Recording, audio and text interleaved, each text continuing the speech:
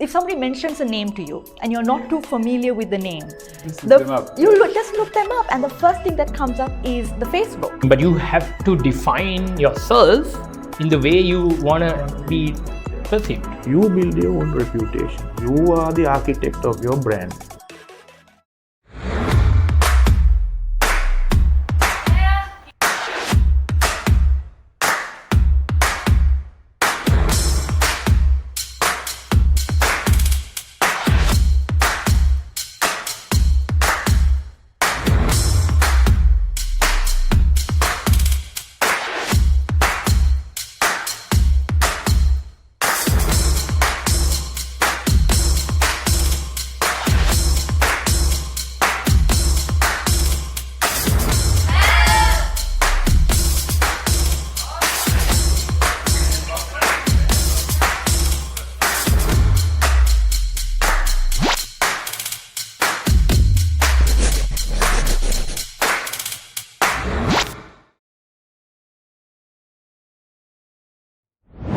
The second segment of today's podcast is building a strong personal brand.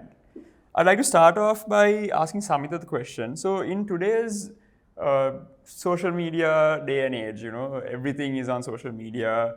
Everybody knows, what the other person is doing. Everybody's business. How important is it for someone to build their own personal brand? And how do you build a brand that reflects the values that you want to portray? Yeah, so let me take it back. I believe for me, when I first started using social media was when I was 18, 19 years old, fresh out of school. And I used it the way that Mark Zuckerberg intended it to be used. You use that platform to connect with your friends and not so much family, but just more or less your friends. And it was a social network, and that was what it was intended for and created for. And my profile picture at that time was me on the beach, blue dress, hair down. Fast forward it to now, I just only have my initials, SM, on my profile picture. Because today it has become something so much drastically more. It's become your business platform. It's become, because if somebody mentions a name to you and you're not too familiar with the name, just look them up. Just look them up, and the first thing that comes up is the Facebook. And if that's your first introduction to somebody, would you want it to be of a really weird picture of yourself, maybe doing something you wouldn't really want your everybody to know? Because whether we like it or not, it has become such an open book. All our lives have become, because we put so much content on social media, on platforms, everybody knows what everyone is doing. It's come to that stage, whether we like it or not. So if that is the case, are you going to put all of yourself out there? Because imagine you're meeting somebody for the first time. You wouldn't give them all of you. You wouldn't give them your best, your worst, your in-betweens. You wouldn't. You would want them to see the best version of you. And I believe that's what young people today needs to understand and grasp. Is because that Facebook in 100% has become your business call. It's become one way of people to know you, to find out who you are, and also the content that you put out there. You can very easily judge a person, what their thoughts are, what they do during their free time, what their likes and dislikes are, all on social media. It's that easy. It's sort of like LinkedIn. Yeah. Facebook is like the new LinkedIn. Yeah. Professionals meet each other. Absolutely. And even if it's become so open. So if that is the brand that you're trying to create, you've got to be really conscious about what you're trying to put out there, because it's not only your peers anymore that is looking into that. It is your associates, your suppliers, your family, and so many other people who are looking into your space to find out what type of person are you. And just like as it is in one-to-one interaction, you have to be careful about the person that you're creating online, right? And how you want to, and I feel you asked me about how to invent a brand and maintain a brand, I believe, is it? Yeah. So basically how to build and maintain. And I would say anyone can build a brand. Everybody these days are creating brands. But how you maintain it is another story entirely. Completely, because everybody is becoming somebody overnight. But throughout the years, who's been sustaining that? Yeah. And how that works is you've got to put in content that matters. You've got to put in something that says something about you, but doesn't give the whole picture of you because it's not needed. Just because you have a platform now that we didn't have back then doesn't mean that you need to give out everything. It's just not. Even Instagram, if you think about it, you may think you're just putting a picture, but it's not. It's a story. Yeah. It's literally a story out there that you're putting, okay, this is the lifestyle, this is what I like, this is what I'm eating, this is what my likes are. You're painting a story, a portrait of who you are as a person. And the same goes to Twitter or whatever form of social media you like. TikTok being the new one. TikTok being the new one. I'm still trying to figure out how it works. I haven't posted anything on it. I'm like, how does this work? How do I post on this? But everybody's like, you want to run a business, be on TikTok. You have to, because it's huge. It's huge. And businesses have capitalized on this. They have created ways on finding ways how to gain people's attention. And they realize, how long is a TikTok video? How long is it? I'm not sure. It ranges from 10 to 10 to 20 Yeah. seconds. And that's how long an attention span of a person is to generate who you are. So 10 to 20 seconds, a person will understand who you are based on one video reel of you. So it's very important to create and cultivate that presence on social media as to who you are. If you want somebody to accept you in a certain way, you've got to make sure you've created a brand online that reciprocates that. If you haven't, if you've got something completely crazy in your profiles and you expect people to take you seriously, it just won't happen. I'm just going to add something there. Facebook does this thing, memories from so many years ago.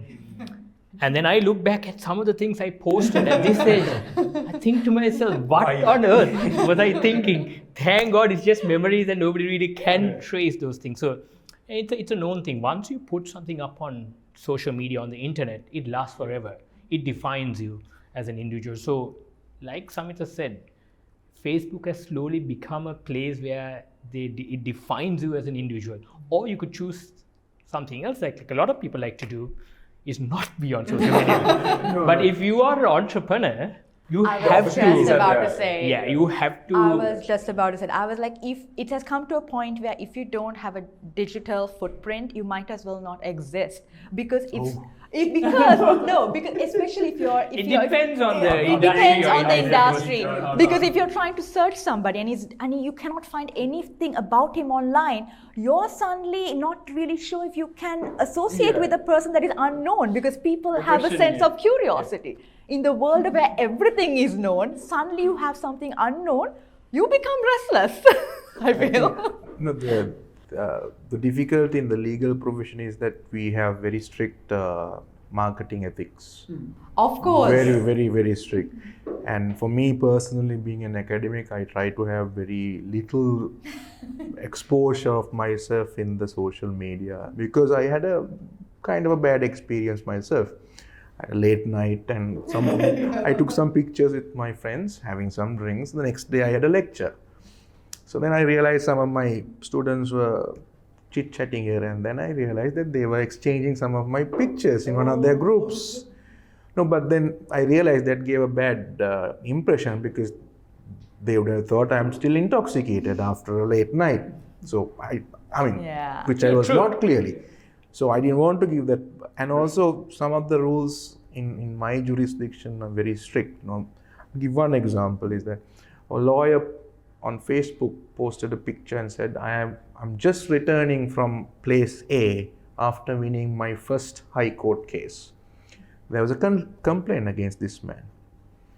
And the particular bar association took it very seriously, and there was an inquiry, because he was advertising himself as a lawyer who won a case in that particular jurisdiction and at a particular time duration. So we are very careful in that. This is one of the reasons why I didn't do law. But I guess, adding to what Ashan mentioned just now, my view is you got to strike a balance. Exactly. You can't go overboard, and you shouldn't be completely away. I'm trying to get him to come back into Facebook. I want to kick and make, but jokes apart, it's important you have a balance, and the way you could strike a balance is, like Samita mentioned, that's who you are. So you need to be mindful. You can't be putting things out that will judge you. I remember 3 years ago when I flew down to Sri Lanka, all I posted was my outings. And then I met this relation of mine at an outing, and then she's like, "You seem to be partying. Are you not working?" And in my mind, I'm working really hard, and all I post is all the fun that I have. And then the perception created was, this guy is a fun-loving guy. He doesn't work much, which is not the brand I wanted to create. And that told me, look, I have to change the way in which I post. I mean, I do post fun stuff. I mean, it's a social thing, but you have to define yourself in the way you want to be perceived. So I guess we look at it. Yeah, that actually answers the question I was going to ask you. So I'll move to Ashan's question. So how do you, so it actually aligns with what you said. How do you handle challenges or setbacks that are caused to a personal brand or reputation, and what can be learned from your experiences? If so, like you said, the story you shared, do you have any other stories of that nature? Yes, certainly. Several. I mean, because now, unfortunately, even if you strike a balance, then let's say I have very little control of what's going to happen within the next 12 hours from that particular event. Somebody else has tagged me. I'm not very. It's been some time, so I'm not very conversant with the terminology. But Facebook allows the ability to not be tagged on your page. Okay, maybe now. That's developed. No, still trying to get you to come back to social media. But I get what you're saying. So in our profession, it's mainly word of mouth. So the marketing that we do is like, okay, if you type Ashan Stanislas in Google, there should be some case or a judgment where I have appeared or I have won, maybe lost even. So that gives my professional exposure. That's what the profession believes in putting all these credentials, in imposing all these restrictions. But as a lawyer, there are instances that you will have to face setbacks to your reputation. You may lose a case. You may get blasted by a judge in front of a full courthouse. It's all ways how you come out of it. And I can give you enough and more examples. Then I can give you, in Supreme Court one day, a judge told me, if you can't settle this case with your client and if you can't impose this settlement on your client, you're not a good advocate. I said, yes, my lord, I am not a good advocate because my client will never settle. So actually, it was a packed courthouse and everybody was, he's going to get blasted. It ended up very well because he actually smiled, he laughed. And see, that's a very minor setback. But then there can be other setbacks, there can be rumors, there can be posts, and there can be even just one wrong case can bring you the entire your reputation at stake. But it's how you come out of it. But remember, you build your own reputation. You build your reputation. When clients ask, how is that lawyer? What is the answer you want them to give you? He's a greedy one. Or he's a very reasonable lawyer. You build your own reputation. You are the architect of your brand. Maybe online or not. Adding to what he said, we've been focusing about social media and using social media to brand. But here we have someone who's saying, I don't want social media to brand. Word of mouth. Just word of mouth. And it's more or less the physical touch, building that reliability, establishing that credibility. Provides, And the audience that we were trying to reach out to should understand at 18, 19, you are really setting foot for 35, 40 what you want to do. So it's a year-long process of slowly building that reputation and being known, that person is reliable, that person works with integrity. Social media, you could paint a picture. We all know stories. People who are posting happy stuff on social media, you end up hearing, they've committed suicide. And long ago, they've been posting something happy for the world to see, but they've had struggles. So social media is not the only way to build a brand. And I guess that's what Ashan is trying to say. You got to build a brand over a period of time. And that's important too, in addition to having social media. I'm supporting you here. No, I know. Very rare occurrence. But anyway.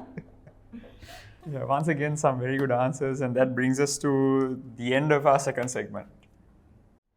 If you enjoyed that video, make sure to like and subscribe to the GEP YouTube channel And we also have a bunch of very interesting practical short courses which are related to the episodes from the podcast. So stay tuned.